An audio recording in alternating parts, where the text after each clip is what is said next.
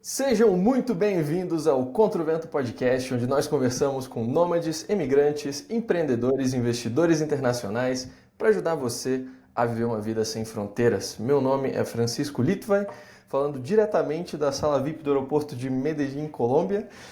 O primeiro podcast gravado a caminho do nosso querido Paraguai. Vamos ter um evento essa semana lá, vamos fazer o nosso meetup, vamos encontrar nossa comunidade. E é um prazer voltar para nossa terrinha da residência.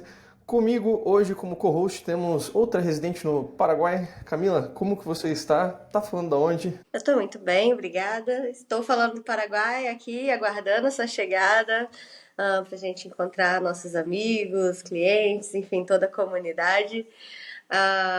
E quero deixar um recado aqui para quem está assistindo a gente pelo YouTube, pelo Spotify, pela Apple Podcasts e quer ter acesso a assistir a gravação desses conteúdos ao vivo, podendo participar com perguntas, interagindo com nossos convidados, com os hosts.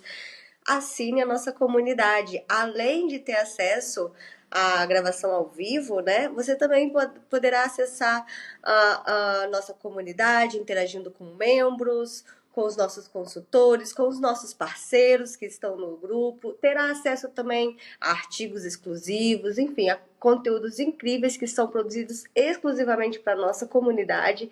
Então, não percam essa oportunidade. Cliquem no link aqui embaixo e lembre-se também de curtir, compartilhar esse conteúdo que está sendo produzido para apoiar e a gente continuar produzindo eles com qualidade para vocês. É isso. E quem que a gente vai conversar hoje, Francisco? Maravilha! Hoje falaremos sobre outro país que termina com Guai, não o Paraguai, mas o Uruguai, porque o nosso convidado de hoje é o Inácio Munhoz da Spot, empresa especializada no mercado imobiliário uruguaio, com foco em soluções completas para investidores estrangeiros. O Inácio tem mais de 12 anos de experiência no setor imobiliário e construiu uma carreira focada justamente em soluções e inovação no mercado imobiliário uruguaio. Inácio, um prazer ter você aqui com a gente hoje. Como que você está? Tá falando da onde? Boa tarde, Francisco, Camila, tudo bem com vocês? Eu estou aqui no Uruguai, em Montevideo, nesse momento. Tá? Como bem você falou, nós estamos aqui, a Spot faz já 7 anos que ela existe como Spot. Tá? Estamos em Montevideo, Punta del Este e ainda mais em todo o território uruguaio. Tá? E vamos tentar transmitir aqui para a comunidade como é que funciona o mercado imobiliário do Uruguai, tá? As oportunidades que tem aqui, onde investir, como é que tema de tributação, etc. Assim que estamos aqui para responder suas perguntas. Maravilha. Antes de tudo, gostaria de perguntar assim, um pouco mais sobre a sua atuação também a nível pessoal. Você também fala português muito bem, igual o Salvador, igual o Sebastião, igual os nossos outros convidados uruguaios. O nível de português vocês sempre falam, falo portunhol, mas eu notei que os uruguaios têm um ótimo nível de português. Para vocês, os brasileiros são um mercado assim muito grande, a demanda internacional vem muito do Brasil também, por isso vocês falam tanto português, ou é mais por interesse pessoal? Não, tem muita demanda. Eu pessoalmente sou brasileiro, tá? Nasci no Brasil, nasci em São Paulo, morei lá até os 9 anos. Meus pais são uruguais, mas foram morar lá por tema de trabalho. Depois voltei para Montevideo e estou aqui já faz mais de 20 anos. Assim que tô tranquilo aqui. Gosto muito do Uruguai, gosto do Brasil. Tenho tido agora mais de maior, né, interações com clientes brasileiros, que na verdade são uma porcentagem bastante alta do compradores, investidores aqui no Uruguai. Tem muito argentino, muito brasileiro. Tá? Sobretudo nos últimos tempos, tá? A pandemia tem trazido muito disso. Tá? A Punta del Este tem crescido um monte comparado com anteriormente. Era uma cidade mais turística. Hoje em dia tem muita gente que está morando lá. Tá? Somos um país pequeno que tem 3 milhões e meio de pessoas, é um bairro de São Paulo. E em Montevideo 1,5 milhão. E as distâncias são muito curtas, tá? Tem muito acesso a todo o país. Então, morar em Punta del Este hoje em dia é uma vantagem desde o ponto de vista econômico, que podemos falar mais adiante, oportunidades de negócio imobiliário, e tem um monte de serviço que hoje em dia está indo para lá. Igualmente, você está muito perto de Montevidéu, tá? Você tem aeroporto, você tem barco, tem tudo conectado aqui no país que é bem pequeno, mas muito rico. E já que você mencionou que tem uma demanda crescente de brasileiros, e você tem a experiência dos dois países, assim, como que você compararia o Uruguai com um destino de investimento imobiliário em relação ao Brasil, no sentido macro mesmo, né, dos mercados? Quando a gente fala do Uruguai como destino e atrativo, a gente tem que falar do país, tá? Da qualidade de vida, da estabilidade econômica e política que tem aqui, tá? Não tanto em comparação com o Brasil, mas sim com outros países da região, como pode ser a Argentina, que nós sabemos que tem tido uma inestabilidade ultimamente bastante grande. Então, o atrativo principal do Uruguai, desculpa, é justamente isso, tá? Uma estabilidade econômica, uma estabilidade política, uma qualidade de vida muito alta para as pessoas que vêm morar aqui, tem segurança jurídica, tá? As regras são claras aqui enquanto a pago de imposto, transparência como é que se diz? Tem muito de transparente enquanto você vai fazer negócio, tá? Então, isso aí basicamente o atrativo macro assim do Uruguai, além das oportunidades imobiliárias que vamos falar mais adiante, mas esse é o atrativo principal do país, tá? Tem como falei anteriormente também, muita gente do estrangeiro que está vindo no Uruguai criando novas oportunidades. Como dissemos, construtores internacionais, argentinos, brasileiros que têm construído coisas aqui no país, tanto em Montevidéu como em Punta del Este, têm comprado também fazendas e chácaras para plantação, para criar gado, um monte de coisa que tem evolucionado com a vinda de estrangeiros no país. Mas sempre eles procuram essa estabilidade econômica e estabilidade política, que o dia de amanhã não vão trocar as regras de jogo, você tem uma segurança nesse sentido. Entendi. Acho que esse é sempre um ponto importante de mencionar, né? Qual que é o atrativo daquele mercado? Porque vários mercados podem ser atrativos de maneiras diferentes, né? Por exemplo, aqui a Colômbia também é um mercado atrativo para investimentos imobiliários, mas não por conta da estabilidade do país. Não é um local que é para proteção tanto, é mais para quem está buscando um retorno maior com um risco maior também, porque atualmente está tendo muito Airbnb, muito turismo aqui. Então é aquele investimento mais focado em short-term rentals, né, Airbnb e foco em renda, não tanto em potencial valorização ou em um capital protegido a longo prazo, né? Já, sei lá, Suíça é o caso completamente contrário, os retornos são muito baixos, mas a segurança é muito elevada, né? De certa forma, ambos os lados podem ser atraentes dependendo do perfil do investidor. Exatamente, exatamente. Acho que vem um público diferente, tá? Mais propenso a risco, como você disse. Tá? Mesmo no Paraguai, que vocês estiveram falando agora, é super atrativo do ponto de vista fiscal, tá? E começou com uma estabilidade muito melhor nos últimos tempos, mas também é isso aí, né? É mais risco. Se você está disposto a tomar esse risco, então tem opções mais atrativas, que o Uruguai seguramente vai ter algumas opções mais atrativas. Se você está procurando estabilidade, se está procurando, como disse anteriormente, qualidade de vida, segurança jurídica, transparência, o Uruguai é calificado nos melhores rankings da América Latina, tá? Tanto de democracia, como transparência, sei lá, vários rankings. O Uruguai está posicionado primeiro e acho que isso é o atrativo principal do país. E as pessoas que vêm aqui é o que procuram. Vocês mencionaram essa questão, né,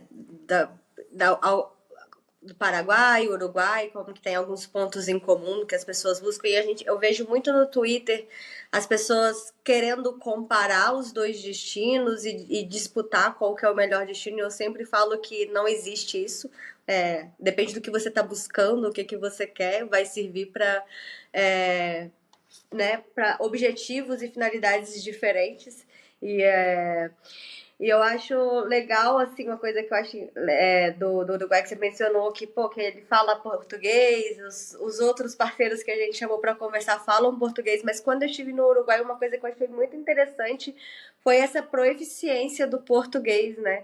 Que é uma coisa que normalmente os países latinos que falam espanhol, eles têm muita dificuldade de entender o que a gente fala em português, mas no Uruguai é uma coisa que eu achei super peculiar é que a cada 4 metros você anda tem um cartaz assim, aulas de português. Então, assim, eles têm mesmo uma conexão muito grande assim com a nossa língua, né, do Brasil. Então, eu acho que para quem está querendo comprar imóvel, não só como investimento, mas quero ir morar no Uruguai. Tá aí um pontinho a se considerar, que é essa questão que você vai conseguir falar português e com uma maior facilidade do resto da América Latina ser compreendido sem antes de desenvolver o seu espanhol, né? Tem uma comunidade de brasileiros muito grande no Uruguai, isso é verdade. Não, obviamente, a proximidade que a gente tem com o Brasil, Porto Alegre, com o Rio Grande do Sul, a fronteira tem muitos departamentos que a gente diz aqui, estados do Uruguai que são limítrofes com o Brasil, então tem muita permeabilidade desse português que entra no país. E também tem muito... Eu estudei português no colégio, além de ser brasileiro, então isso aí é super frequente no país. Então, é isso aí. Eu acho que se você está interessado em vir no Uruguai, acho que um assessoramento personalizado, como oferecemos nós com a Spot, acho que tem que ter essa facilidade linguística também, tá? Para comunicar de forma clara com os clientes que vêm com um problema, geralmente, ou com uma inquietude, ou tentando melhorar sua realidade. Então é bom sempre ter a formação necessária para poder atender da melhor maneira possível. E é isso que a gente tenta transmitir na Spot a todos das pessoas que trabalham com a gente, estão capacitadas, são arquitetos, tá? Temos todos os rumos, temos expertos que trabalham com a gente para poder assessorar da melhor maneira possível o cliente. Isso é que a gente faz foco muito na nossa empresa, tá? É um trato personalizado, assessoria completa, como dizia o Francisco, em todos os rumos da área imobiliária no Uruguai, tá? Com soluções integrais e estratégicas para cada um das pessoas ou dos nossos clientes. E, Inácio, você tinha mencionado a questão da segurança jurídica e da proteção patrimonial do Uruguai. Eu queria só assim, entender um pouco mais na prática como isso se traduz, né? A gente vê, por exemplo, muita gente comentando a questão dos ocupas, por exemplo, na Espanha, né? Que agora o pessoal entra, toma casa, depois não consegue expulsar, a polícia fica contra o dono da casa, sabe? Se o cara entra ali, você basicamente perdeu o apartamento. No Brasil, a gente tem muito aquela questão também de invasão do MST em terras agrícolas. Como que é essa questão dos direitos de propriedade no Uruguai? Assim, o respeito a uma propriedade uma vez que você adquire ela? Não, não estou muito familiarizado como é que está funcionando agora no Brasil. Eu venho agora da Espanha, tá? Estive em Madrid faz 2 semanas e conheço a realidade. Tenho parentes que moram lá e realmente é um problema muito grande que eles estão tendo, tá? A falta de respeito pela propriedade, vamos dizer assim, que é isso, ultimamente é isso, né? É a falta de respeito pela propriedade individual. Então aqui é super garantido isso daí, tá? Todos os aluguéis, por exemplo, se você for investir numa propriedade para alugar, aqui todos os aluguéis são com garantias de empresas privadas, geralmente as seguradoras, por exemplo, sei lá, Mafre, Sura, são empresas de seguros privados, tá? Que garantem o pago do aluguel ou, no caso de uma ocupação, vamos dizer assim, tem um prazo para tirar a pessoa de dentro. Tá? A polícia nesse sentido, é super respeituosa, tá? da propriedade privada. Então, por sorte, não temos esse tipo de problemas por agora no país. Acho que não vamos ter também, justamente por essa segurança jurídica que estava falando, tá? Não importa aqui no Uruguai o governo que esteja de turno, tá? Se troca o governo, a segurança jurídica continua, tá? As regras são super claras, sem importar quem estiver governando no momento. Tá? Então, esse daí é um atrativo super importante para quem vem de fora, procurando justamente essa estabilidade. Uma outra coisa que o Uruguai se destaca muito é por ser um paraíso fiscal, né? Um dos poucos países aqui da América do Sul que tem isenção de rendas do exterior por mais de uma década. Mas e no que tange os investimentos imobiliários? Como que é a tributação de aluguéis, de ganho de capitais, né, na venda de um imóvel? Ela também é favorável? Então, você tem duas. Eu estava falando com a Camila anteriormente, o tema da residência fiscal, tá? E legal aqui no país. Se você for residente fiscal no país, você tem isenção de impostos, tá? Mas se você não for, se você pode investir sendo estrangeiro de maneira bastante fácil, tá? Simplesmente com RG ou passaporte, nesse caso sendo brasileiro, obviamente, você pode comprar um imóvel aqui, tá? Mas você não passa a tributar no Uruguai imediatamente. Você tem que cumprir algumas regras para aceder a esse tax holiday, vamos dizer assim, tá? De mais de uma década que o Francisco estava dizendo.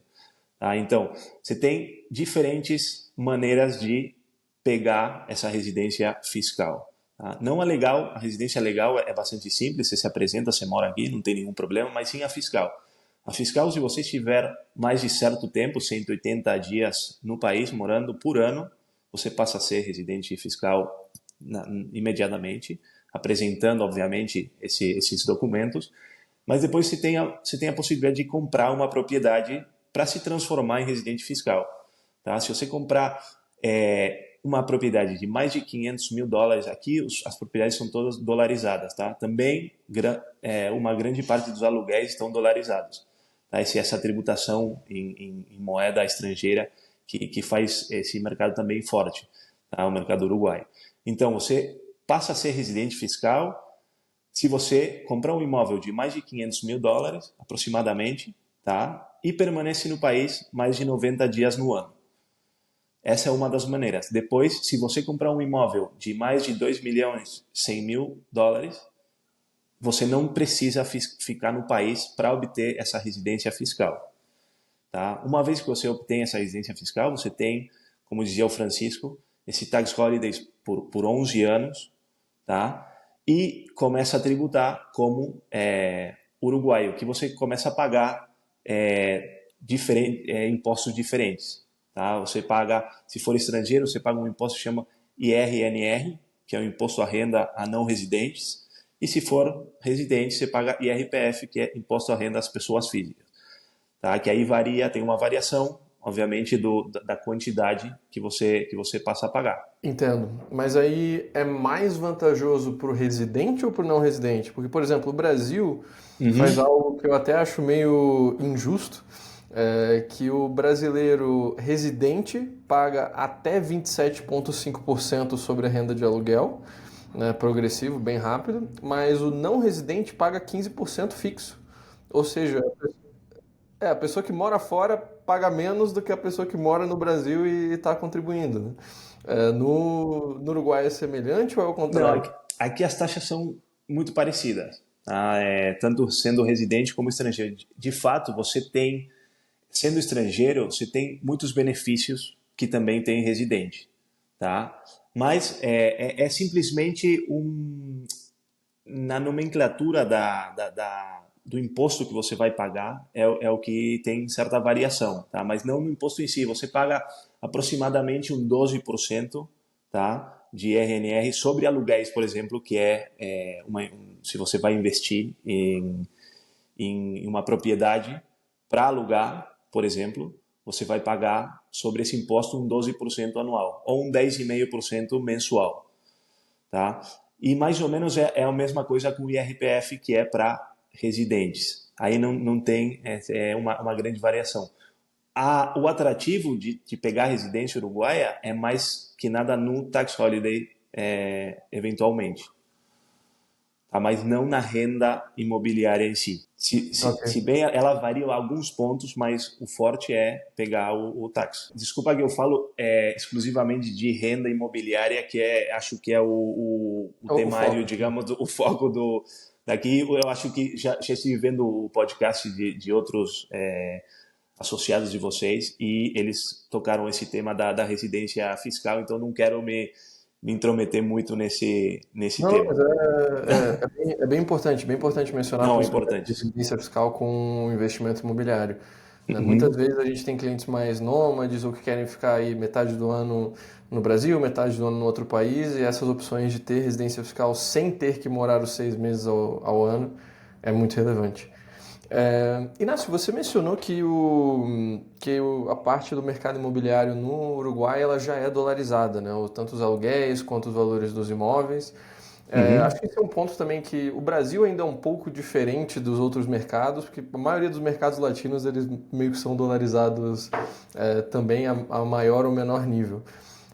Mas como que você compararia assim essa questão de dolarização e compra com a Argentina ou com outros mercados? Por exemplo, na Argentina é muito comum fazer compras de apartamento com dinheiro cash em dólar, fazer as negociações assim, né? Uhum. Já no Brasil tem muito de financiamento, é tudo na moeda local. Como que é essa questão de tanto aceitação de métodos de pagamento, quanto também possibilidades de financiamento e parcelamento das compras? Legal, é um tema importante, acho que também é relevante para as pessoas que estão pensando em comprar aqui. Toda compra-venda aqui é em dólares, tá? Não existe essa transformação de moeda, aqui é compra em dólares. A não ser que você peça um empréstimo com algum banco, eles transformam em unidades indexadas, que a gente chama, que é uma unidade interna, vamos dizer assim, do nosso país, para ter as taxas, para fixar as taxas que vão ter que pagar. Mas também você pode pegar financiamento em dólares. Tá? Obviamente que a taxa aí vai mudar, a taxa é diferente, porque essa unidade indexada se ajusta com a inflação, vamos dizer assim, tá? Com alguns outros parâmetros, mas se você pegar a taxa em dólares, vai ter uma variação com as taxas em unidades indexadas. Mas geralmente são pagamentos em dólares, tá? Aqui todas as compravendas são bancarizadas, tá? A gente tem que fazer um due diligence muito não é pormenorizado da pessoa, mas sim temos que ter um rastreio, vamos dizer assim, do origem dos fundos, do origem do dinheiro, de onde que você pegou esse dinheiro. Então, tudo que for bancarizado vai ser melhor, tá? Mais fácil na hora de ter uma transferência de uma propriedade. Tá? Então, todos os pagamentos que forem aluguéis, por exemplo, também tem que ir numa conta bancária do proprietário. Tá? Alguns aluguéis são em pesos, outros aluguéis são em dólares. Você tem a livre contratação aqui, que você escolhe se você quer cobrar em pesos ou em dólares. Aí você pode escolher, mas é tudo bancarizado. Tá? O que acontece com isso? Você também tem a possibilidade de manhã de ter um track record com o banco e poder pedir um empréstimo para comprar uma propriedade. Sei lá, eles financiam aqui até o 80% da propriedade, dependendo da pessoa que for pedir, do Ok. track record que eles tiverem, se for bom pagador, etc, etc. Mas até 80% eles podem financiar com uma entrega, tá, de um 20%, assim contado, que a gente diz, e depois o 80% parcelado em X vezes, dependendo dos anos, dependendo da idade da pessoa que vai pedir o empréstimo, e assim até completar o pagamento, obviamente com uma taxa fixa em dólares ou em unidades indexadas como forma de outra forma de moeda, vamos dizer assim. Que um ponto importante do sistema uruguaio que tem que ser mencionado é que praticamente todos os bancos têm contas bimoedas, né? Tanto peso Todos. quanto dólar. Então, quando o Inácio está falando que alguns aluguéis vão ser em dólares, não significa que você precisa ter uma conta lá nos Estados Unidos para poder receber um pagamento de aluguel uruguaio, né? Dá para fazer tudo via contas uruguaias Exatamente. inteiramente. Você pega uma conta aqui em pesos e em dólares, tá? Pode ser. E aí você recebe os aluguéis, você pode colocar lá e depois você pode transferir para a conta que você quiser, obviamente. Mas está tudo bancarizado. E esses financiamentos que você mencionou, a gente consegue esses financiamentos tanto para imóveis novos, imóveis na planta, que ainda né, estão em construção, como também imóveis antigos. Por exemplo, você tem um imóvel que você recebeu de herança, quer vender ele para mim. Eu consigo financiar também esse imóvel no banco? Você consegue financiar, se for no plano, tá? Que a gente fala aqui no poço, você só pode pegar esse crédito quando estiver 90% da obra pronta, tá?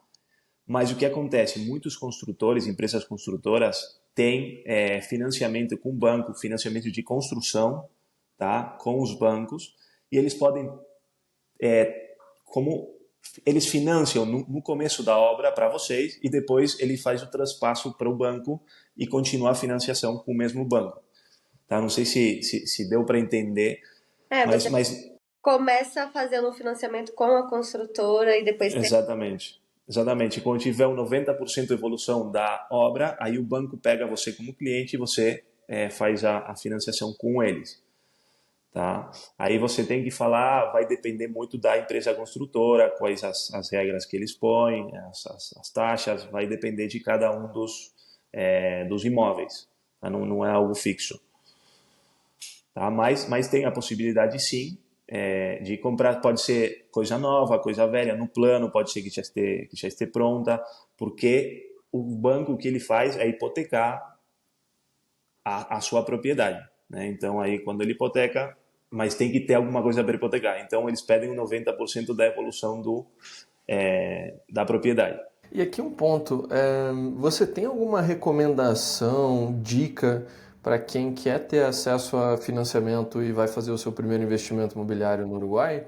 Por exemplo, tira a sua residência antes de fazer o pedido, porque daí o banco vai te ver com melhores olhos, ou talvez abre a conta bancária, sei lá, 6 meses antes de pedir qualquer coisa, utiliza ela para já transacionar um pouco, e aí o banco vai também sentir, sabe, coisas nesse sentido de ter acesso a esse empréstimo. É como tudo. Você disse isso sem conhecer como é que é o mercado, mas pela sua experiência, você já sabe que isso daí vai ser dessa maneira. Então, quanto mais track record você tiver com banco, com empréstimo, mesmo se eu trabalhar, por exemplo, com Itaú no Brasil e quiser abrir uma conta no Itaú ou pedir um empréstimo no Itaú do Uruguai, eles vão checar, tá, o seu track record de lá. Então, tudo que for para melhorar a sua, sei lá, sua apresentação frente ao banco, para o que você vai pedir, obviamente que é melhor. Você ter uma residência, você está tributando aqui, faz 6 meses, você tem uma conta no banco que está recebendo todo mês pago de um aluguel, você paga suas contas através do banco. Então, tudo que for nesse sentido vai ajudar, obviamente, tá, na hora de pedir um empréstimo. Aqui no Uruguai, eles veem isso, mas também veem a capacidade de pago que você tiver. Tá? Se você vai pedir uma hipoteca para sei lá, financiar uma propriedade de US$ 1 milhão, tá? E você quer financiar 80%, vão ver que capacidade de pago você tem. Ou o recibo, quanto que você está cobrando no seu trabalho, por exemplo, nos últimos 6 meses, vão pedir. Tá? Um escrivão que faça uma declaração jurada, que a gente diz aqui, tá? Com esse track record, vamos dizer, tá? E depois, obviamente, se você tem a capacidade de pago, se a propriedade realmente vale o que você está pedindo, o banco vai e faz uma hipoteca sobre isso, uma taxação, que a gente diz aqui, tá?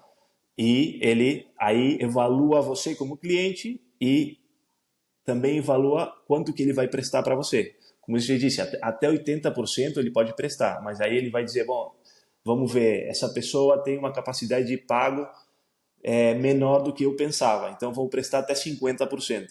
ou até 40, sei lá, e vocês vão ter que ir caso a caso com o banco. Do outro lado, então, a gente falou um pouco sobre a obtenção dos empréstimos. Mais para compra para quem não é tão bancarizado. Por exemplo, a gente tem uma clientela também significativa que é forte em cripto, né? Muitas vezes essa gente nem tem contas bancárias com muitos fundos, ou para mover esses fundos para contas bancárias é meio complicado. O Uruguai é um país que também é amigável, por exemplo, se a pessoa, sei lá, converte a cripto para dinheiro físico e quer chegar e comprar um imóvel. Consegue? Ou é tipo Espanha, Portugal, Itália, que eles querem o imposto de renda até de 40 anos atrás, de todas as fontes do dinheiro? Não, não é tão assim. Obviamente, como tudo, né? Tá abrindo as portas. Eu falei que o Uruguai era um país super internacionalizado nesse sentido, tá? E então estão começando a haver, inclusive, algumas compravendas com cripto, tá? Mas, obviamente, se você tiver, se você transformar essa cripto, baixar ela no dinheiro físico, você vai ter que, de alguma maneira, justificar esse dinheiro, tá? Isso continua sendo bastante exigente, tá? No Uruguai, se bem ele está transformando e está sendo um pouco mais aberto nesse sentido, como disse, inclusive para compra diretamente com cripto, tá? Aí você vai ter que o vendedor vai ter que aceitar, obviamente, né? Seja uma empresa construtora, vai ter que aceitar e dizer, tá bom, eu aceito, pago em cripto, aí dá para fazer, tem que ver. É uma coisa bastante nova, tá, no país, mas é cada vez mais comum ter esse tipo de interação com criptomoedas. Maravilha. E em termos de... A gente mencionou a questão de impostos dos rendimentos, mas como que é a questão de custos transacionais mesmo? Assim, quanto que a pessoa pode esperar? Sabe, se um imóvel custa 100 mil, ela vai pagar 4%, 3%, 2%, levando em conta tanto taxas processuais, Uhum. apoios, transferências, imposto de transferência, enfim. Como que é a questão de custos de transação de transações imobiliárias? Nesse sentido, o que eu posso falar para vocês? Tem custos sobre a venda, tá? Dessa transição de comprador para vendedor, tá? De vendedor para comprador, desculpa. Aí você tem que ter em conta alguns impostos, tá? Que basicamente são três. A assessoria imobiliária, tá? Nesse caso, que aqui por lei é um 3% mais o imposto do IVA, tá? Que é um 22% sobre esse custo. Tá? Você também vai ter que pagar o custo do escrivão para ingressar a transação no cartório, que também varia entre um 2% e um 3%, tá? Mais IVA também.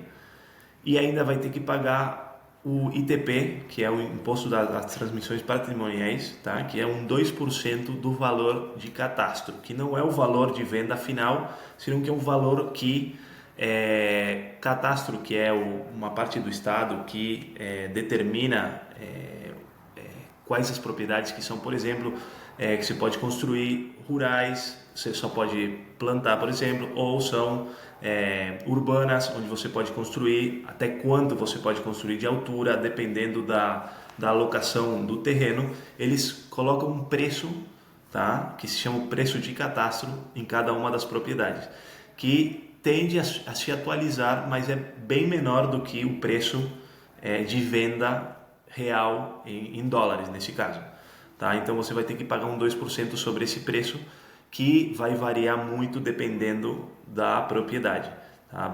Mas você pode calcular que esses custos andam entre um 7% e um 8%, tá? Em geral, tá? Custos para compra-venda, um 7, um 8% a mais do que você vai pagar pela propriedade em si. Tá? Depois que você fez essa transição, que a propriedade já é sua, tá? Você tem alguns custos de manutenção, vamos dizer assim, tá? Que pode ser administração, que a gente faz, administração de propriedades, tá? Se você quiser que, por exemplo, a Spot seja seu administrador e você possa cobrar todos os meses o aluguel, a gente certifica que a pessoa fez o depósito, se não, a gente vai atrás dele. Se você tem que arrumar alguma coisa na casa, tá? Se quebrar um cano, sei lá, a gente também resolve para você.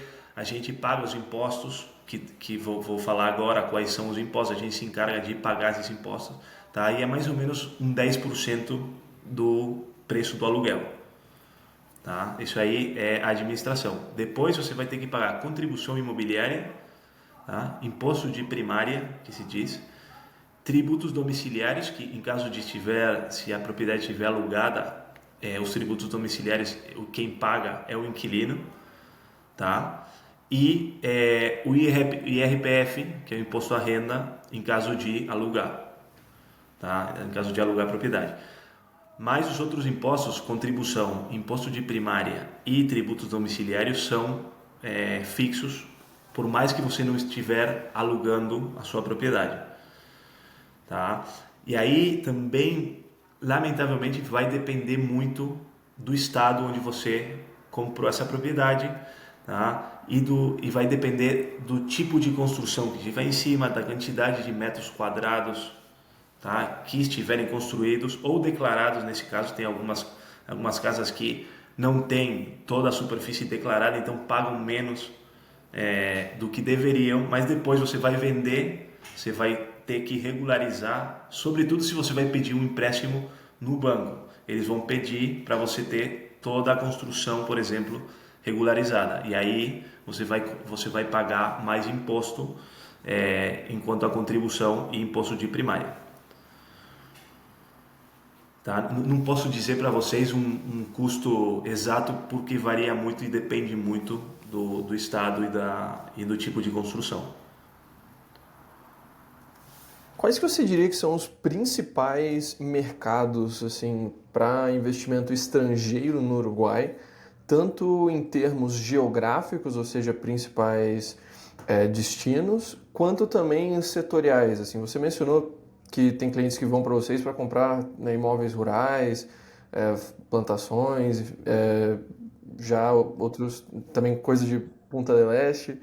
Qual que você considera os principais setores do investimento estrangeiro, principalmente, né, para os clientes brasileiros também? Geralmente quem compra terrenos rurais para plantação, para criar gados, são pessoas que já vêm com uma ideia na cabeça, tá? Que não estão procurando uma renda, senão que estão procurando trazer o seu trabalho para o Uruguai. São pessoas que já conhecem de campos, mas também está a possibilidade de você comprar uma fazenda que tiver num bom preço, por exemplo, e ter uma rentabilidade, você alugar essa fazenda para uma pessoa que vai produzir nela, tá? E aí você consegue rentabilidades parecidas à rentabilidade de uma propriedade na cidade, tá? Obviamente com volumes muito, muito maiores, tá? E com prazos maiores. Geralmente a pessoa que aluga uma fazenda para criar, sei lá, uma plantação de árvores ou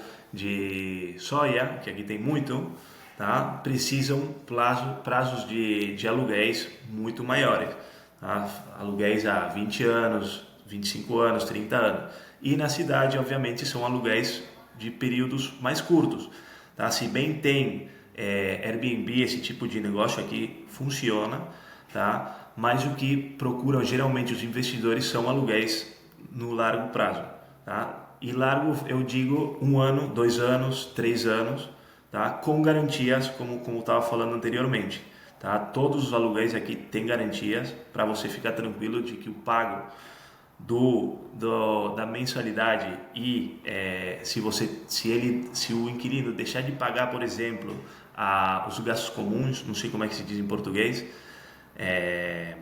ou deixa de pagar, sei lá, a luz, a água, você vai com a garantia, eles vão pagar para você e depois eles vão no inquilino e vão iniciar sei lá, um conflito com ele diretamente, tá? Então, voltando a quais são as melhores oportunidades aqui, Montevidéu, Punta del Este são as cidades mais grandes, tá? As maiores cidades do Uruguai. Ultimamente, tem uma lei que se chama Lei de Venda Promovida, tá? Que tem ativado muito a construção no país, tá? Tanto em Montevidéu como no resto do país. Você tem isenção fiscal, tá? Você não paga IVA, por exemplo, se você construir com essa lei. Você não paga, se você for um comprador, você não paga IRPF por 10 anos, tá? Nos aluguéis de propriedades que tiverem construídas na lei de venda promovida. Você não paga ITP na primeira venda, nem na primeira compra, nem o comprador, nem o vendedor, tá? Então, uma lei super atrativa para investidores. Essa lei foi criada para ter acesso de pessoas de menores recursos, tá? Em lugares ou propriedades com um nível de construção maior. Mas o que aconteceu? Os construtores começaram a construir nesses bairros e os investidores começaram a comprar para alugar. Então, o mercado uruguaio hoje em dia é um mercado super de aluguel, tá? O 80% das búsquedas nos portais imobiliários aqui são por aluguel e a oferta é simplesmente entre um 20% e um 30%, tá? O resto são propriedades na venda. Então, se você comprar para alugar, esse é o mercado hoje em dia do Uruguai, tá? Então, e ainda mais essa lei de vivenda, o que ela tem é que ela limita o que você pode construir, tá? Então, eles dizem, ok, você quer construir uma propriedade, um apartamento de 3 dormitórios, você pode construir até 100 metros quadrados, por exemplo, ou que esteja não mais de 2 banheiros, se você for construir 3 dormitórios. Então aí é que entra a cintura do construtor para construir coisas legais com essas limitações, tá? E que deem uma excelente renda para os compradores, porque estão exonerados de muitos impostos. Essa é uma lei para quem vem do exterior, também tem os mesmos benefícios da lei, como se fossem residentes no Uruguai, tá? E essa lei está em todo o país, tanto em Montevidéu como Punta del Este, Colônia, por exemplo, ou no resto do país.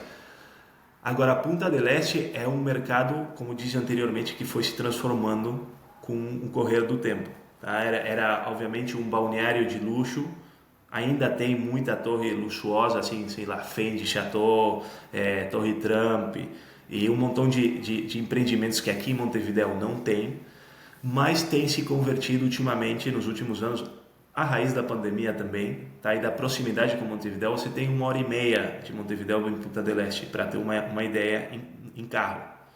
Então é bem perto comparado com outros países, tá? Aqui a gente acha longe porque somos pequenos, mas comparado com outros países é bem perto. Então, muita gente tem optado por ir morar em Punta del Este, tem mais oportunidades, tá? Porque ao ser um balneário, tem muita casa, apartamento que só se usa no verão e ficam vazios no inverno, mas você paga, como é que se diz aí? Aqui se diz gasto comum, que é taxa do edifício para segurança, para limpeza, para manter a piscina, sei lá, esse tipo de coisa. Então, eles alugam durante o inverno, por exemplo, a preços bem menores do que pode ser em Montevidéu. Tá? Então, você tem como essa cintura para poder também investir em Punta del Este e ter uma boa renda. E Punta del Este foi se transformando numa cidade para morar, cada vez mais. Antes era uma cidade balneário, somente as pessoas iam no verão, brasileiros, argentinos, tem um monte, mas agora tem muito uruguaio indo morar lá, gente jovem que trabalha com computador, só precisa de internet, pega uma boa casa, maior do que poderia alugar aqui em Montevidéu, frente do mar, pelo mesmo preço, e tem tudo lá. Hoje em dia tem serviços de escolas, educação, sei lá, saúde, tem muito hospital abrindo lá. Então, hoje em dia você tem em Punta del Este a mesma infraestrutura, se você quiser, que aqui em Montevidéu. Então, esse mercado está se abrindo como novas oportunidades. tendo em conta que Montevideo continua também crescendo, sobretudo a raiz dessa lei que contei para vocês de exoneração de imposto. Tem, sei lá, acho que 200, na última vez que eu olhei, eram 240 projetos construídos embaixo dessa lei, tá? Com exoneração fiscal. Então, é muita obra que estão fazendo agora, tá? Tem muita oportunidade também e acho que vai continuar no tempo, justamente por esse regra fiscal que tem o Uruguai, tá? Regra de estabilidade econômica e política que não tem tanta variação dependendo do governo que esteja hoje em dia. Ah, legal isso que você mencionou das temporadas. O Nômade, ele explora, né, a geoarbitragem, as sazonalidades, e é muito comum nômades fazer, inclusive na nossa comunidade tem gente que faz isso, que é comprar um imóvel num lugar que tem um apelo turístico, né? Então, como você mencionou aí, Punta, é, passa uma parte do ano ali na baixa temporada vivendo ali, e quando vem a alta temporada ele sai do apartamento, coloca o apartamento no Airbnb, tira uma grana boa, porque, enfim, alta temporada os aluguéis sobem, né? E depois, quando os turistas forem embora, ele volta para casa.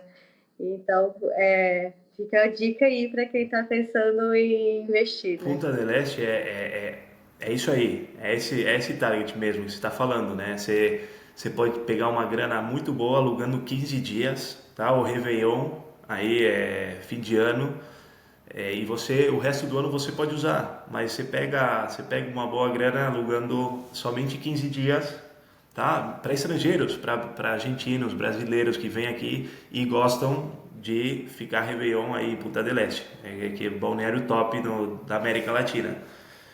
Isso vai continuar sendo assim. Acho que não vai mudar. O que você consideraria assim como valores realísticos para a entrada de mercado para quem busca investir no Uruguai, assim, só para a pessoa ter alguma noção, sabe? Um estúdiozinho em Montevidéu ou em Punta, e sei lá, uma casa de 3 quartos em Montevidéu em Punta, mais ou menos que range a gente está falando aqui para as pessoas se situarem? A gente está falando que se você quiser investir numa propriedade inteira, vamos dizer assim, porque depois posso comentar para vocês um produto que a gente tem, que é um fideicomisso, tá? Que administra várias propriedades. Você pode comprar até uma parte de uma propriedade, tá? Com menos ingressos, mas a gente está falando de 90 mil reais, 90 mil dólares, 100 mil dólares para cima, tá?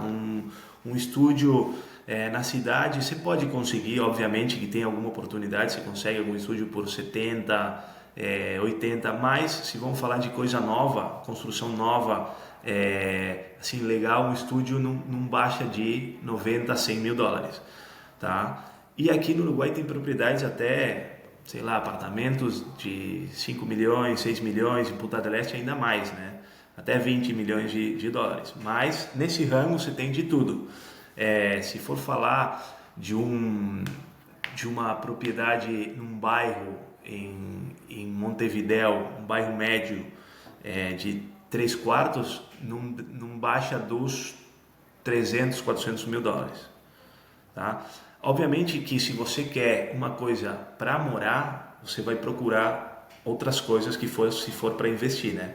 Obviamente, se você for investir, você vai olhar os números, você vai dizer qual é o bairro que mais demanda tem, onde é que tem oferta legal, onde é que vai se valorizar a minha propriedade daqui a 10 anos, e vou ver os números, não vou nem olhar, não vou tocar a parede, né? Vou pensar na renda exclusivamente. Agora, se eu vou morar, agora eu vou procurar um bairro mais verde, com uma linda vista, que tem um jardim para eu aproveitar. Não significa que vai ser uma inversão ruim, mas não vai ser com a melhor renda que você pode conseguir. E aí é onde eu acho que ter um sócio local que conheça o mercado realmente faz a diferença para a gente entender realmente a necessidade da pessoa que está investindo. Qual é a sua ideia, qual é a sua visão, o que ele está projetando, se ele quer morar, se ele quer investir, se vai vir com a família, enfim, todas as coisas que tem que ter em conta na hora de comprar. Antes da questão residencial e até mesmo rural, como que é o mercado para imóveis assim, comerciais? Tem muitos desenvolvimentos de novos, sei lá, shoppings ou projetos mais voltados para a indústria, para serviços no Uruguai, ou não chega a ser tão forte quanto a parte turística, por exemplo? Não chega a ser tão forte, tá? Tem muito shopping, mas eu diria que está bastante monopolizado isso daí, tá? Tem pessoas que já constroem shopping faz 20, 30 anos e são eles mesmos que compram, constroem, sei lá, alugam todos os locais antes de começar a construção. O que tem havido ultimamente um monte é translado de, por exemplo, fábricas de dentro da cidade para a periferia, vamos dizer assim, da cidade. Tá? Tem uma lei também que tirou tudo que é circulação de caminhões de dentro da cidade para fora. Então, todas as empresas que hoje em dia estavam operando dentro da cidade tem que vender, isso aí se transforma em apartamentos, por exemplo, tá? E tem que comprar na periferia, tá? Fora da cidade. São terrenos maiores e estão limitados com, por exemplo, a tipologia do que você pode construir lá, tá? do piso, vamos dizer assim. Deixa de ser rural e passa a ser urbano, por exemplo, tá? Ou passa a ser logístico. Então aí você pode construir, sei lá, galpão para sua fábrica.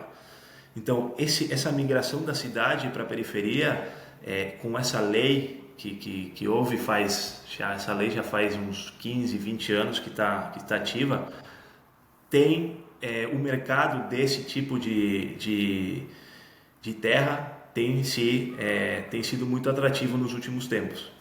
Tá? Tem muita gente que tinha seu terreno que era rural, que tinha um valor de mercado bem menor e de um dia para o outro se transformou em logístico. Então, hoje em dia tem um valor de metro quadrado muito maior do que tinha antes. Então, todo esse mercado de construir, comprar esse tipo de terra e construir, por exemplo, um polo logístico, dividir a terra em diferentes parcelas para vender individualmente, também tem sido muito atrativa nos últimos anos. Tá? E depois, tudo que for, sei lá, comercial, também tem. Tá? Tem, por exemplo, o bairro de Carrasco, que é onde a gente tem oficina, que é um bairro residencial aqui em Montevidéu, mais residencial, se quiser, com mais verde, mais... sei lá, mais espaços comuns e com parques, etc. Tá? Um bairro jardim, se vocês quiserem. Tem se transformado também a avenida principal em uma avenida super comercial, porque tinha muita gente que morava aqui e ia trabalhar na Cidade Velha, por exemplo, tá? No centro, que fica a meia hora, 45 minutos daqui. Então, essa avenida principal tem se transformado em uma avenida super comercial, tem hotéis, tem restaurantes, tem, sei lá, não sei, roupa, você consegue, e ainda mais oficinas, tá? Porque eles têm migrado do centro para o centro de Carrasco, todos moram perto, a 5 minutos, e tem oficina aqui. Também ajudou muito a pandemia, muita gente, sei lá, ficou na sua casa e disse, puxa, agora tenho que trabalhar, tenho que ir na oficina, que é um apartamento ou um estúdio pequeno, vou tentar alugar ou comprar alguma coisa num entorno muito mais... primeiro, perto da minha casa é muito mais verde, muito mais gostoso de ficar. Então, esse centro de Carrasco também tem se transformado num centro comercial super interessante para investidores também que compram casas antigas e transformam em oficinas. Exemplo. Só esclarecendo pro público que pra gente que tem muito contato com espanhol é óbvio, mas para quem não tem, ele tá falando oficina é escritório no caso, né? Isso. É escritório.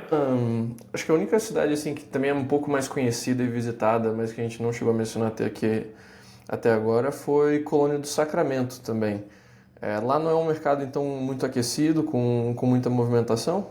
Olha, Colônia tem se transformado também, tem um projeto muito grande que se chama Mais Colônia, tá? Que praticamente estão construindo uma cidade perto da cidade histórica, tá? Vai ter desde colégio, shopping, terrenos para construir casa, apartamentos, vai ter de tudo. É quase um bairro que eles estão apostando ali em Colônia, tá? Mas a cidade histórica de Colônia não tem assim, um movimento muito grande para investidores, não é tão atrativo como pode ser Punta del Este e Montevideo. Mas, como tudo, vai se transformando, né? O que tem hoje em dia lá é bastante limitado, tá? Colônia tem um centro histórico muito importante, tá? E tem muito turismo. Por quê? Porque para quem não sabe, Montevideo e Buenos Aires estão conectados por um barco, tá? Que se chama Buquebus, que você pega e você pode atravessar o Rio de la Plata. E uma das terminais é Colônia. Então muita gente vem de Buenos Aires para Colônia visitar, fica lá para comer, pega um bom restaurante, um hotel e depois viaja para Montevideo ou para Punta del Este em carro. Então é uma cidade muito mais turística, tá? Que hoje em dia não acho que tenha tanto atrativo para investidor, tá? Se bem obviamente pode ter alguma oportunidade, mas não colocaria o foco em Colônia hoje em dia. A gente falou bastante sobre as oportunidades, digamos, fiquei interessado, quero comprar um apartamento vista para a praia em Punta del Este. Como que é o processo passo a passo de uma compra de imóvel no Uruguai? Mostre-me o caminho. Como falei anteriormente também, acho que o mais importante de tudo é ter um sócio, realmente um sócio local que conheça o mercado, que conheça os preços, que conheça, enfim, isso que estamos falando, onde eu vou investir? Em Punta del Este? Por que Punta del Este? Por que uma casa? Por que um apartamento? O primeiro que a gente faz é uma reunião introdutória, tá? Para entender realmente a necessidade dos nossos clientes. Tá? Uma vez que eles conseguem transmitir isso para a gente absorve isso e começamos esse processo junto com ele. Tá? Uma vez que essa assessoria profissional ou reunião introdutória acaba, nós começamos uma búsqueda personalizada, tá? E visitas posteriormente das propriedades que eles estiverem interessados.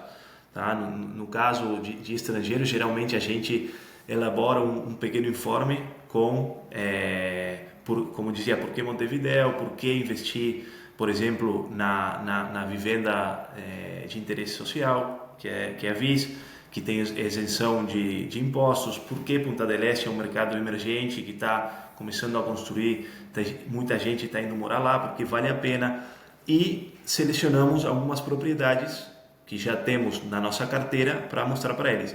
A raiz dessa segunda interação, eles vão dizer, ok, dessa eu gostei disso, não gostei do outro, vamos afinar um pouco a búsqueda por aqui e, eventualmente, numa visita, a gente vai conhecer essas propriedades e começa uma negociação com o vendedor, obviamente, para um ida e volta para conseguir o melhor negócio para os nossos clientes.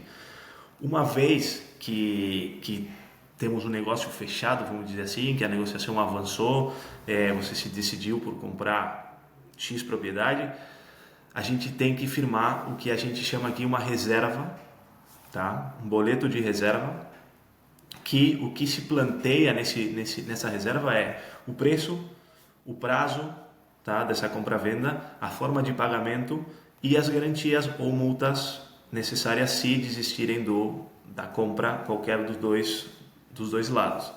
Tá? Isso aí é certificado por um escrivão. Tá? E uma vez que esse prazo que a gente colocou para os estudos dos planos, estudo se no cartório está escrito legal, sei lá, tudo que é papelaria que o escrivão vai certificar que estiver correto para compra-venda, tá? A gente a gente assina, tá? Posteriormente o que a gente chama de escrituração e coloca no cartório e já passa a transferência da propriedade para o novo comprador. Tá? Então esse é o passo a passo que eu diria necessário para adquirir uma propriedade aqui. A pessoa pode esperar, digamos, do contato inicial até tudo devidamente comprado, finalizado, título em mãos. Só pensando nos prazos legais, vamos dizer assim, geralmente 60 a 90 dias. Depois entra também as necessidades do cliente, né? Se ele me dizer, eu estou com um cliente agora que vem em julho para fazer uma avaliação das propriedades que eu já passei para ele, mas querem comprar só em novembro. Então, antes de novembro eu não vou assinar, obviamente, nenhuma reserva, mas uma vez que assinar são aproximadamente 60 a 90 dias. Tá? E a gente tem uma flexibilidade dependendo da necessidade do cliente, obviamente. Né? A gente acompanha ele no processo que for necessário. Se ele está pensando, como esse cliente meu, investir daqui a 5, 6 meses, então o processo vai ser uma búsqueda mais tranquila, mais, sei lá, algumas propriedades que eu veja hoje, seguramente em novembro não tem mais à venda, porque já venderam. Então é todo um processo que vai com uma lentitude um pouco maior, mas também com mais segurança, conhecendo um pouco mais o mercado. Mas vai depender também da necessidade do cliente, tá? Mas estritamente legal são entre 60 e 90 dias para você ter você transmitir esse patrimônio para outra pessoa, a propriedade, né? Achei legal que você mencionou que se você fosse vender alguma coisa em novembro, os projetos que tem disponíveis hoje já não estariam mais lá. Tem uma liquidez boa, então, esses mercados mais prime no Uruguai? Assim, para uma pessoa que, digamos, comprou algo e quer vender depois para valorização, se ela comprou numa boa zona, de uma boa cidade, Montevidéu ou Punta, não é algo que ela vai ter que esperar, sei lá, 2 anos para conseguir fazer uma venda, então. Eu sempre falo para os nossos clientes, se eles respeitarem a nossa opinião e o preço de mercado, é um mercado super ágil, tá? É um mercado que se move muito. Agora, tem muita gente, obviamente, que escapa do preço de mercado e diz, não, minha casa vale X, por cima do preço de mercado. Então, a gente tenta não trabalhar tanto com essas pessoas, porque é uma perda de tempo realmente. Eles terminam vendendo 2 anos depois no preço que a gente falou hoje. Então, aí é que o assessoramento profissional que a gente brinda é super importante justamente para isso, para entender o que a pessoa precisa. A pessoa precisa vender agora, vamos colocar no preço de mercado. Se as coisas estiverem no preço de mercado, vende rápido. É um mercado super dinâmico. Agora, se você estiver morando na sua casa, não tem por que vender. Estou pensando daqui a 5 anos, mas se alguém pagar o que eu estou pedindo, eu vendo. E aí as coisas continuam no mercado assim, né, eternamente. Mas se você estiver procurando alguma coisa específica e o preço que a gente disse para você e você está de acordo com isso, é um mercado que não deveria demorar mais de 2, 3 meses em vender. Razoável para fazer a compra-venda. Maravilha. E, claro, a maioria dos clientes imagino que vai querer fazer uma visita para conhecer, para também ver as propriedades por conta própria, mas o quanto da presença física do cliente realmente é necessária, sabe? Tem algum passo em que é 100% obrigatória a presença dele? Ou se quisesse, daria para fazer tudo por procuração? Não, na assinatura para inscrever no cartório é obrigatório a presença da pessoa, tá? Mas depois tudo pode fazer de forma digital, tá? Desde do assinamento de uma reserva, por exemplo, tá? Ou as visitas podem ser virtuais, a gente faz visita virtual, a gente tem recorridos 3D das casas, dos apartamentos que a gente tem. Então são todas facilidades para o investidor estrangeiro não ter que vir presencial no Uruguai para poder avançar com uma compra-venda. Mesmo uma compra-venda, um aluguel, o que for, a gente pode fazer essa visita de forma virtual. Tá? Na minha experiência, antes de assinar, todo mundo quer ver a propriedade. Mesmo se for alugar, obviamente vai levar sua família lá, sei lá, vou pegar um avião, vou até Montevidéu, fico uma semana com a minha família, vou para Punta del Este e vejo 4 ou 5 propriedades que o Inácio tem aí para me mostrar, e aí avaluo, tá? E aí já posso assinar uma reserva. De um dia para o outro você pode pegar uma reserva de uma casa facilmente, tá? E entrar daqui a, sei lá, um ou 2 meses. Você tem visto a performance passada e a tendência do mercado em relação a tanto os valores das propriedades quanto questão de rentabilidade anual dos aluguéis? Por exemplo, nos últimos anos, sei lá, a média dos retornos dos aluguéis ali em Punta estava em, sei lá, 6%, e aí agora baixou para 3%, ou, sabe, como que era a performance passada desses imóveis e em que direção parece que está se movendo, tanto em termos de valorização do ativo quanto da renda gerada por ele? Aí é legal falar de renda no curto prazo ou no longo prazo, tá? Aí tem como diferentes modalidades de investimento aí. E também é importante dizer que é bastante parecido em todo o país, tá? Punta del Este, sobretudo Punta del Este e Montevidéu, não tem grande variação, você consegue alguma variação, mas basicamente é muito parecido, tá? A valorização dos ativos imobiliários ano a ano, historicamente nos últimos 10 anos, vamos pegar um prazo de tempo acotado, é aproximadamente de um 4% anual. Tá? Então você vai valorizando seu imóvel um 4% cada ano. Tá? Alguns mais, outros menos, mas basicamente esse é o promédio, que se diz aqui, tá? dos 10 anos. Tá? Um 4% de valorização da propriedade terminada. Depois, quando você vai falar de renda de aluguel, você pode conseguir entre um 4% e um 6% anual, tá? Dependendo estamos falando de renda neta, né? Não bruta, seria neta depois de descontar imposto, tá? Entre um 4% e um 6%, dependendo obviamente sei lá, da location, onde é que ele está, se é um apartamento novo, se é usado, vai variar, mas não vai variar tanto, tá? Esse entre um 4% e um 6% de rendimento anual no aluguel. E depois você tem uma rentabilidade a longo prazo, tá? Que estamos falando comprando no plano, tá? Desde do dia zero, que é aproximadamente entre um 20% e um 30% de valorização da propriedade quando essa propriedade estiver pronta.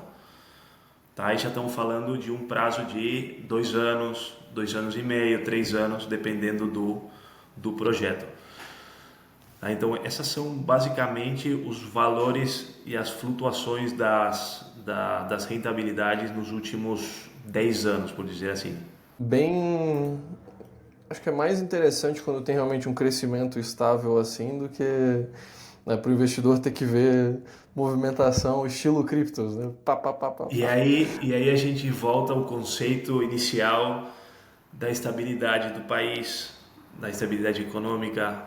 Tudo tem a ver com isso daí, com a qualidade de vida, com você quer estar tranquilo, você não quer, você já tem essa inversão em cripto no seu computador todo dia subindo, baixando. Agora você quer uma coisa mais tranquila. Você está pensando também em morar, sei lá, ou mesmo investir, mas você não quer ter esses altos e baixos assim constantemente. Então, voltando no conceito inicial, o Uruguai é um país super estável, em crescimento. Não é um crescimento exponencial, é um crescimento bom, estável e super seguro. Entrando num tema talvez um pouco mais polêmico, mas acho que a gente não poderia terminar a conversa também sem falar sobre. O Uruguai estava com um governo de direita, centro-direita até recentemente, mas agora elegeram um presidente de esquerda. Como que você vê esse novo presidente ou esse novo governo afetando os prospectos de investimento imobiliário no Uruguai? Ele tem algum projeto claro para, sei lá, regular, fechar Airbnb? Geralmente a esquerda latino-americana adora esse tipo de projeto, né?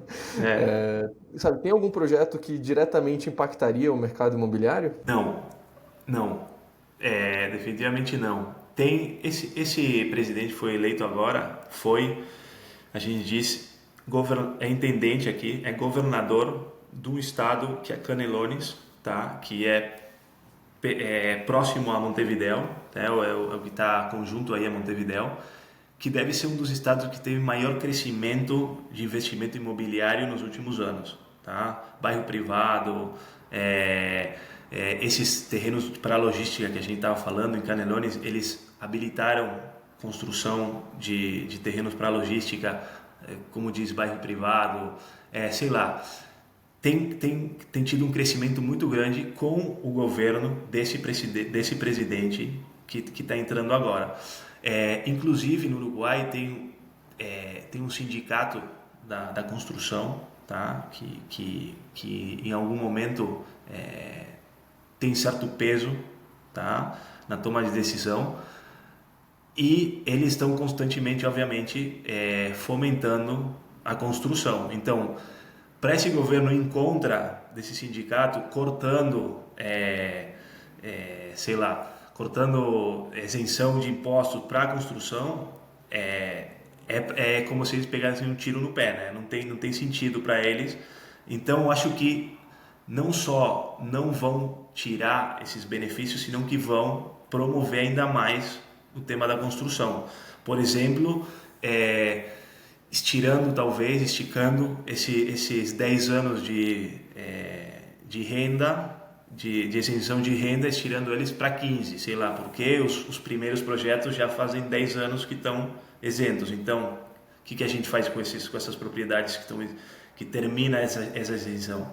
Eu vou vender, é atrativo para vender, quem vai comprar sem isenção, por que eles vão comprar esses apartamentos e não vão comprar um apartamento que tem 10 anos mais de isenção? Então, eu acho que eles vão ter que negociar nesse sentido e ver como é que eles, já te digo, não só não tiram essas isenções e esses benefícios, senão que dão ainda mais benefícios para continuar a construção, que é uma parte importante do PBI do país, né? É muito importante, e não acho que vai ter grandes mudanças com o governo passado, que também não era um governo de direita, era um governo mais de centro, que aqui é tudo meio centro, né? Não tem esses polos opostos, e voltamos o inicial que falamos, que é a estabilidade também política, tá? Que faz que o Uruguai seja super estável nesse sentido, também além do econômico. Maravilha, acho que essa é uma grande preocupação, né? Especialmente a gente no Brasil, quando vê a esquerda tomou o poder, é sempre um... Às vezes os titulares são... É importante traduzir esses conceitos, né? Do que é política no Uruguai para o que é política no Brasil. Exatamente. Às vezes os titulares são um pouco mais catastróficos do que a realidade, né? Se bem existe aqui no Uruguai direita e esquerda, é tudo muito mais centralizado e muito mais estável, muito mais não tem grandes conflitos nesse sentido. Obviamente que tem diferenças políticas de como fazer política, mas no fundo as preocupações são as mesmas.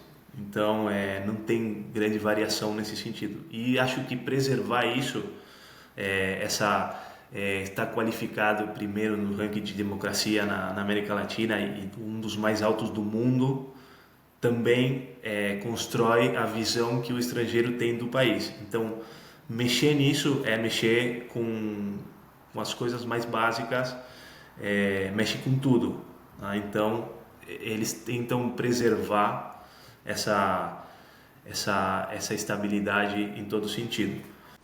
O Francisco mencionou a política brasileira, mas eu diria que é uma preocupação da América Latina, assim, né? Que tem realmente de Pinochet a Che Guevara, enfim, é uma loucura as polaridades que a gente encontra aqui, né? Mas realmente os nossos hermanos aqui, os vizinhos brasileiros, que tem o Paraguai e o Uruguai, realmente, pelo que eu tenho estudado, assim, não só do momento histórico atual, mas da história no geral, assim, de ambos os países, a gente consegue ver realmente uma estabilidade política que não se vê no resto da América Latina. É realmente bem discrepante. De fato, é uma dos pelos quais estamos muito orgulhosos e somos muito bem vistos internacionalmente. De fato, na última quando assumiu Lula na última eleição ali no Brasil, o nosso presidente, que era Lagache Pou, pediu para Mujica e para Sanguinetti, que era outro ex-presidente, que era de outro partido, acompanharem eles na Assunção, e foram, e essa imagem que o Uruguai tem para fora é realmente assim para dentro também.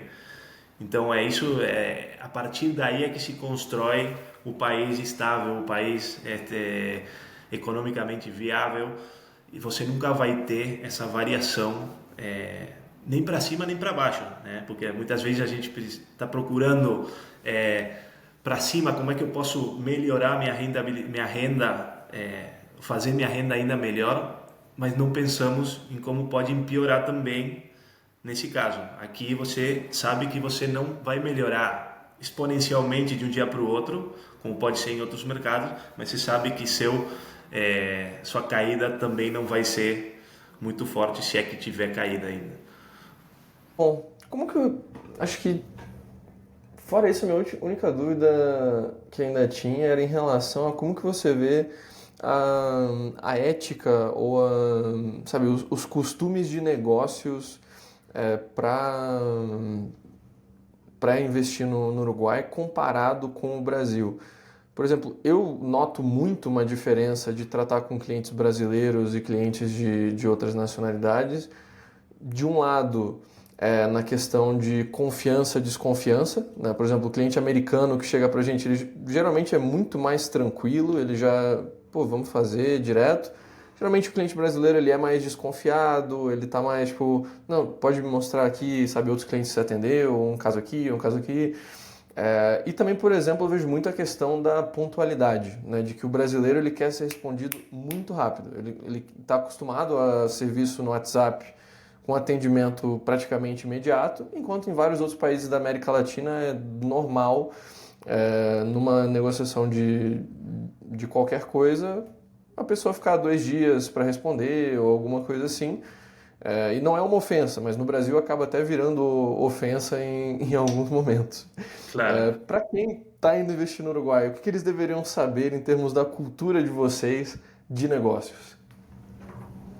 Eu acho que é uma cultura de negócio que cada vez mais aberta a outras realidades. Antigamente era uma cultura muito, muito fechada, não só a cultura de negócios, mas a cultura no geral. Uruguaio, somos um país pequeno, vamos cuidar o que é nosso, sem abrir as portas para as pessoas que vêm de fora. Como que essa cultura existia e hoje em dia é muito mais aberta. Em relação com os tempos, eu acho que, obviamente, nosso trabalho tem que ser com resposta imediata, mas, obviamente, não depende somente de nós, né? Geralmente, se você for falar com uma empresa que está, uma construtora que está construindo um projeto, eles têm sei lá, um departamento de venda, um departamento de marketing que dão respostas na hora, no momento, muito mais rápido do que se você for procurar, sei lá, comprar uma propriedade que já foi usada, tá? Que quem mora lá é o dono e vou pensar, deixa eu avaliar essa oferta que você está fazendo, deixa eu falar com a minha família, vou consultar meu pai, meu tio, meu marido. Então pode ter uma pequena demora, mas o que respeita ao nosso trabalho, com as comunicações que tem hoje em dia, deveria ser super ágil, tá?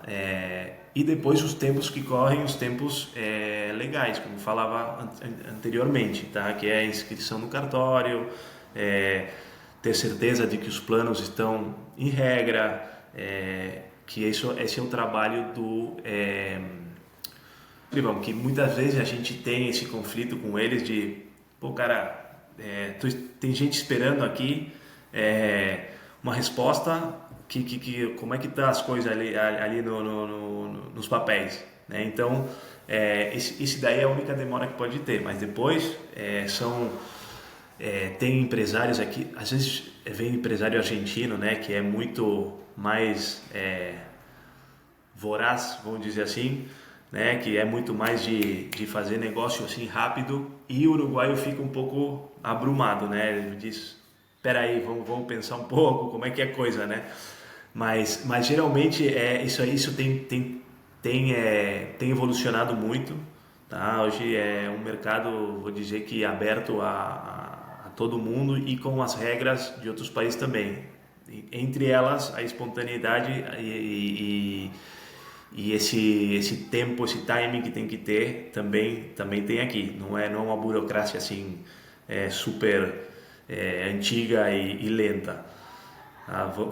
De a pouco vamos nos adaptando aí aos tempos modernos. Seja assinatura por DocuSign, sei lá, esse tipo de coisa aqui é super normal em outros lugares, tá? A gente está em processo, mas acho que processo bom e processo que vai encaminhando e vai melhorando dia a dia. Maravilha. É bom para as pessoas já terem também uma expectativa, né, das similaridades e diferenças. Olha, em termos de dúvidas, do meu lado acho que era tudo. Camila, alguma outra questão para o Inácio? Não, é isso. Eu queria abrir um off-topic aqui para nosso público que acompanha a gente, ó, mostrar que, olha aí, o Francisco trabalhando no aeroporto. Então, sim, é possível ser nômade, não prejudicar os seus compromissos. Às vezes a gente passa um perrenguezinho, mas dá certo. E é isso, foi muito legal o papo, muito obrigada. Para Alguma vocês. outra última mensagem ou recado para nossa audiência? Não, acho que o trabalho que vocês fazem é super importante. Tá? Já tive navegando aí na web de vocês e acho que é realmente um valor agregado super bom para quem não conhece ou está procurando ser mais livre. Que no final esse é o objetivo de vocês, e eu convido vocês e sua audiência para, se for ou se tiver algum interesse em investir no Uruguai, realmente, se for a gente ou for outro, sempre ter um contato, um sócio local que conheça realmente o mercado, que isso é o mais importante de tudo na hora de fazer negócio. Pessoas que compartam os mesmos interesses, os mesmos valores, e que você sabe que em confiança ou sei lá, com o tempo a gente vai conseguir realmente o que você está procurando e vai realizar uma búsqueda personalizada, enfocada na pessoa, que é o importante. Assim que obrigado pelo espaço e a gente está se vendo. A gente que agradece ter aceito o nosso convite, Inácio, foi um prazer ter você aqui com a gente.